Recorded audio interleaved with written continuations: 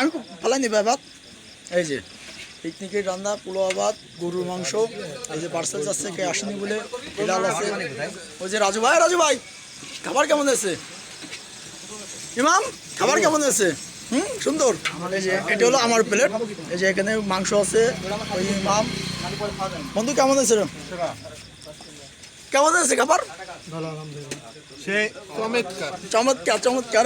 সেই স্বাদ সেই স্বাদ শাইন ভাই কিছু বলেন? চমৎকার চমৎকার। এই যে শাইন ভাই সেই স্বাদ, এই প্রিন্স সেই স্বাদ। এই যে মোটার বাচ্চা বাপ্পি ভাই, যে আমাদের বড় ভাই, এই যে বড় ভাই বাপ্পি ভাই।